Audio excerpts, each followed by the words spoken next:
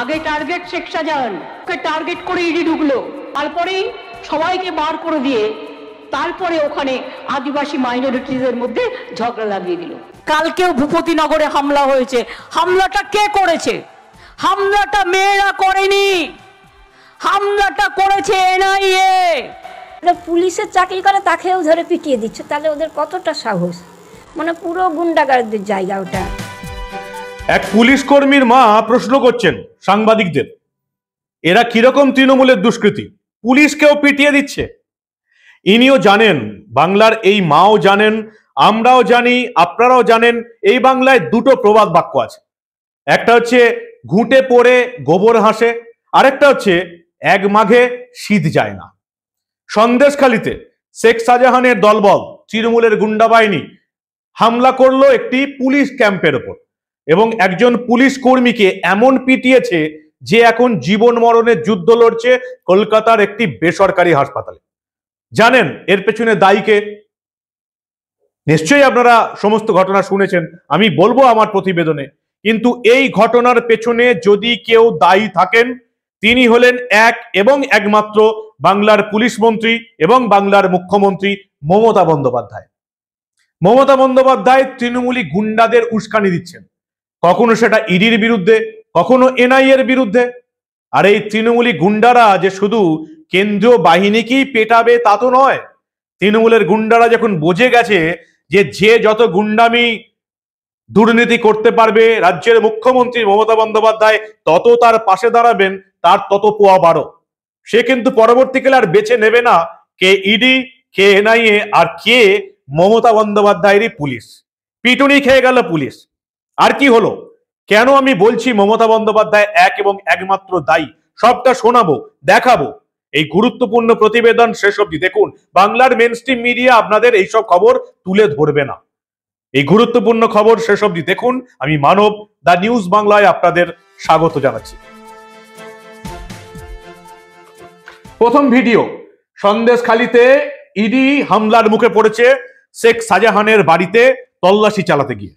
Ration দুর্নীতিকাণ্ডে অভিযুক্ত Sheikh Shahjahan, ration দুর্নীতিকাণ্ডে আরেক অভিযুক্ত মমতার মন্ত্রী জ্যোতিপ্রিয় মল্লিকের সূত্র ধরে তাকে জেরা করে তদন্ত করে শেখ শাহজাহানের নাম উঠে এসছে।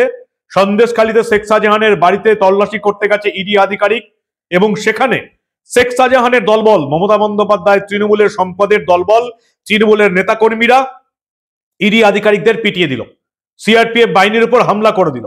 তারা এলাকা ছেড়ে পালিয়ে যেতে বাধ্য হলেন। সবাই দেখতে পেল কি ঘটছে। রাজ্যের মুখ্যমন্ত্রী মমতা বন্দ্যোপাধ্যায় নির্লজ্জের মতন যারা হামলা করলো তাদের পাশে দাঁড়ালেন। রাজ্যের মুখ্যমন্ত্রী লজ্জার সমস্ত সীমা অতিক্রম করে শেখ শাহজাহানের পাশে দাঁড়ালেন, যিনি একজন অভিযুক্ত তখন অবধি শুধুমাত্র রেশন দুর্নীতিকাণ্ডে। শেখ শাহজাহানের পাশে দাঁড়িয়ে রাজ্যের মুখ্যমন্ত্রী মমতা বন্দ্যোপাধ্যায় বিধানসভায় দাঁড়িয়ে সেই লজ্জাকর মন্তব্য করলেন। আমি আর নতুন করে আপনাদের শোনাচ্ছি না, সেই বক্তব্য আপনারা শুনে নিয়েছেন, এই মাত্র আমি আপনাদের দেখালাম। শেখ শাহজাহানের শুধু পাশে দাঁড়ানোই নয়, আমাদের ট্যাক্সের টাকা খরচা করে মমতা বন্দ্যোপাধ্যায় এবং তার সরকার কলকাতা হাইকোর্টের সিঙ্গেল বেঞ্চে গেছে, ডিভিশন বেঞ্চে গেছে, সুপ্রিম কোর্টের সিঙ্গেল বেঞ্চ, ডিভিশন বেঞ্চে গিয়ে কোটি কোটি টাকা উড়িয়ে দিয়েছে শেখ শাহজাহানকে সিবিআই এর হাত থেকে মমতা বন্দ্যোপাধ্যায়ের পুলিশের কাছে রাখার জন্য। চেষ্টা সফল হয়নি, কিন্তু তার মাঝেই উড়ে গেছে আমাদের ট্যাক্সের, এই বাংলার ডেভেলপমেন্টের কোটি কোটি টাকা।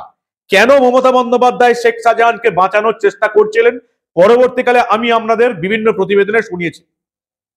শুধু রেশন দুর্নীতি নয়, শুধু নারীদের উপর শারীরিক অত্যাচার নয়, আরো অনেক কাণ্ড এবার শেখ শাহজাহান সূত্রের সামনে আসছে এবং তার মধ্যে যেমন রয়েছে রোহিঙ্গা জঙ্গিদের আশ্রয় দেওয়ার ঘটনা এই বাংলাতে, তার চেয়েও মারাত্মক ঘটনা মাদক দ্রব্যের ব্যবসা, ড্রাগের ব্যবসা, সেই সন্দেশখালী থেকে তৃণমূলের নেতাদের হাত থেকেই চলছে এই বাংলায়।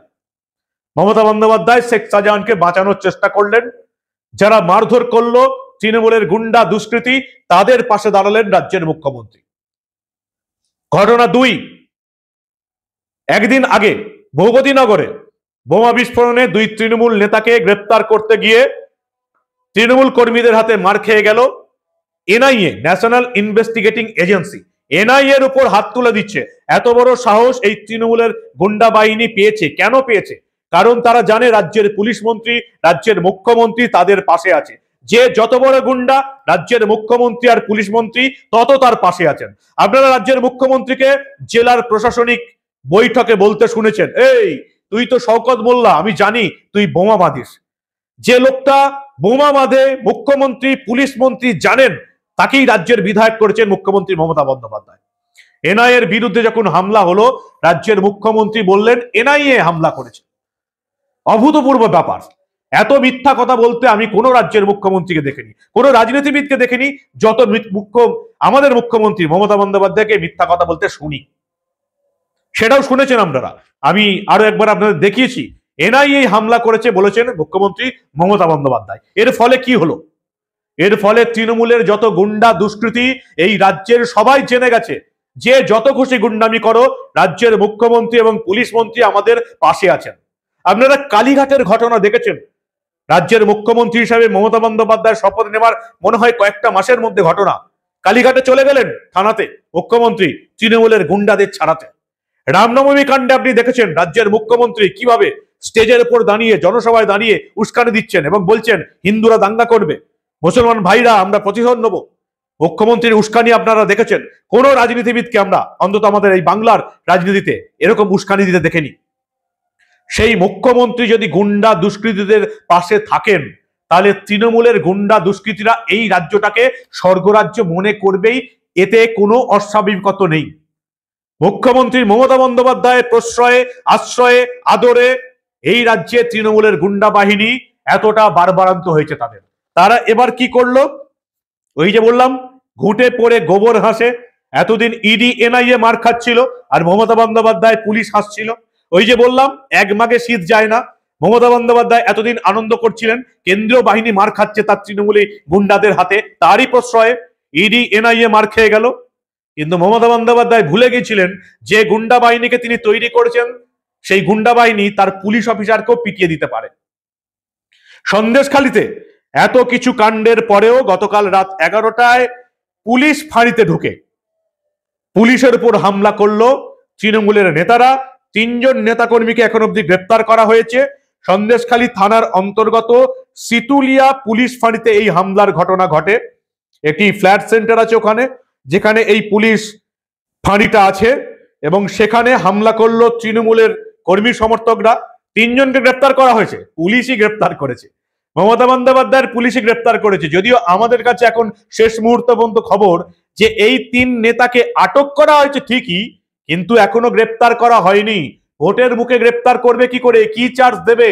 এরা তো তৃণমূলের সম্পদ, সামনে ভোট, নবান্নের 14 তলা থেকে এখনো অনুমতি আসেনি, সেই জন্য গ্রেপ্তারের খবরটা এখন আমরা পাইনি। কাদেরকে আটক করেছে মমতা বন্দ্যোপাধ্যায়ের সন্দেশখালীর পুলিশ? সিদ্ধার্থ মণ্ডল, কে তিনি? তৃণমূলের সম্পদ, স্থানীয় 182 নম্বর বুথের তৃণমূলের সভাপতি, বুথ সভাপতি। দিব্যেন্দু দাস, স্থানীয় যুব তৃণমূলের বুথ সভাপতি, এবং সিন্টু মণ্ডল আটক করেছে সন্দেশখালী থানার পুলিশ। আটক করেছে, এখনো গ্রেপ্তার করতে পারেনি। ওই যে বললাম, নবান্নের 14 তলা থেকে অনুমতি আসেনি, পুলিশ মন্ত্রীর অনুমতি আসেনি। সবাই তো ভোটের সম্পদ, তৃণমূলের সম্পদ, তাদেরকে গ্রেপ্তার করে যদি পুলিশের উপর হামলা করার কেস দিয়ে এখন জেলে ঢোকায়, চট করে বেরোতে পারবে না লোকসভা ভোটের আগে। তাই নবান্নের 14 তলা এখন ভাবছে যে এই 3 রত্নকে নিয়ে কি করা যাবে। সন্দেশখালী শেখ শাহজাহানের অনুগামী নাকি এরা? আবার এত কিছু কাণ্ডের পরেও শেখ শাহজাহানের অনুগামীরা বহাল তবিয়তে ঘুরে বেড়াচ্ছে এবং মমতা বন্দ্যোপাধ্যায়ের পুলিশকেই ধরে পেটাচ্ছে। যে পুলিশ কর্মী এই হামলার মুখে পড়লেন, সন্দীপ মণ্ডল, যাকে লাঠি রড দিয়ে বেধড়ক মারা হয়েছে, এবং এই মুহূর্তে তিনি প্রথমে সন্দেশখালীর খুলনা হাসপাতালে নিয়ে যাওয়া হয়, কিন্তু তার অবস্থা এতটাই সংকটজনক হয়ে যায়, তাকে কলকাতার একটি বেসরকারি হাসপাতালে ভর্তি করা হয়েছে। এই মুহূর্তে, এই প্রতিবেদন করার মুহূর্তে যেটা খবর, সে এখন জীবন মৃত্যুর সঙ্গে পাঞ্জা লড়ছে, তার অপারেশন চলছে। শীতলিয়ার পুলিশ ফাঁড়িতে এই সন্দীপ মণ্ডল আক্রমণের মুখে পড়েছে। তার মায়েদের হয়েছে যত কষ্ট, মা বলছেন পুলিশকে পিটিয়ে দিল। শুনুন তার মা মমতা বন্দ্যোপাধ্যায়ের উদ্দেশ্যে কি বলতে চাইছেন। মানে একটা পুলিশের চাকরি করে তাকেও ধরে পিটিয়ে দিচ্ছে, তাহলে ওদের কতটা সাহস! মানে পুরো গুন্ডাগারদের জায়গা ওটা। আতঙ্ক, মানে দিন রাতি চিন্তা হয়। আর এই খবর পেয়ে এখন সব সময় চিন্তা হচ্ছে যে ও যদি ফোনটা না করতে পারতো তাহলে ওর কি অবস্থা হতো, ওখানেই তো পড়ে থাকতো। আপাতত এই সন্দীপ মণ্ডল কলকাতার এক বেসরকারি হাসপাতালে জীবন মৃত্যুর সঙ্গে লড়ছে। ওই যে প্রথমেই বললাম, এক মাগে শীত যায় না, ঘুটে পড়ে গোবর হাসে। মমতা বন্দ্যোপাধ্যায় ধারণাই করতে পারেনি যে তার তৃণমূলের গুন্ডা বাহিনী যারা ইডি এনআইএ কে পেটাচ্ছিল তারা তার পুলিশের উপরও হামলা করে দেবে। এবার আপনারা বলুন, সবটাই তো দেখলেন শুনলেন। এই যে সন্দেশখালীর এই পুলিশ ফাঁড়িতে তৃণমূলের গুন্ডা বাহিনী হামলা করলো, একজন পুলিশ কর্মীকে আধমরা করে মেরে রেখে গেল, এর পেছনে কে দায়ী বলুন আপনারা।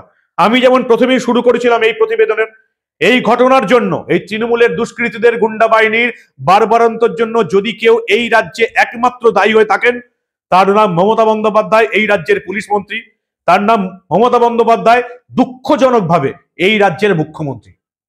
তার উস্কানিতেই এই সমস্ত কিছু কাণ্ড ঘটছে। আরো একবার বলবো, সামনে রামনবমী আসছে, হিন্দু ভাইরা সাবধানে থাকবেন, মুসলমান ভাইরা আরো বেশি সাবধানে থাকবেন, কোনো উস্কানিতে পা দেবেন না। কারণ রাজ্যের মুখ্যমন্ত্রী এখন থেকেই বিভিন্ন জনসভায় রামনবমী নিয়ে উস্কানি দিচ্ছেন, যাতে ভোটের আগে একটা হিন্দু মুসলমান দাঙ্গা দেখতে পায় এই বাংলা।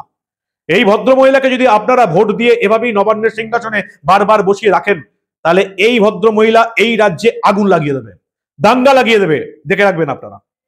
রাস্তা একটাই, নবান্নের 14 তলা থেকে এই সরকারটাকে যতদিন না আমরা ফুটপাতের ধুলোতে বসাতে পারবো, ততদিন মমতা বন্দ্যোপাধ্যায় এই রাজ্যের তৃণমূলী গুন্ডা বাহিনীকে এভাবেই উস্কানি দিয়ে যাবেন, আস্কারা দিয়ে যাবেন, প্রশ্রয় দিয়ে যাবেন, যার কাণ্ড দেখবে গোটা বাংলার মানুষ, ভুগবে কেন্দ্রীয় বাহিনী ইডি এনআইএ, আর ভুগবে এই রাজ্যে মমতা বন্দ্যোপাধ্যায়ের পুলিশ। শিরদারাহীন পুলিশ আর কি করবে দেখা ছাড়া। তৃণমূল নেতাকে তুলে এনেছে, এখনো গ্রেপ্তার দেখাতে পারছে না। এই ঘটনার জন্য যদি কেউ দায়ী থাকেন, তার নাম পুলিশ মন্ত্রী মমতা বন্দ্যোপাধ্যায়, মুখ্যমন্ত্রী মমতা বন্দ্যোপাধ্যায়। আপনারা কি বলেন? আপনাদের মূল্যবান এবং গুরুত্বপূর্ণ মতামত জানান দা নিউজ বাংলার কমেন্ট সেকশনে। আর দেখতে থাকুন দা নিউজ বাংলা। ওই যে প্রথমেই বললাম, মেইনস্ট্রিম মিডিয়ায়, নবান্নের বিজ্ঞাপন পা মিডিয়ায় আপনারা এই ধরনের ঘটনা দেখতে পাবেন না। এই প্রতিবেদন যদি ভালো লাগে তাহলে অবশ্যই বন্ধুদের গ্রুপে শেয়ার করুন। সবাইকে বলুন দা নিউজ বাংলার ইউটিউব চ্যানেল সাবস্ক্রাইব করে রাখতে, দা নিউজ বাংলার ফেসবুক পেজ লাইক ও ফলো করে রাখতে, কারণ আমরা আবার এই ধরনের কোনো ঘটনা চেপে রাখতে দেব না।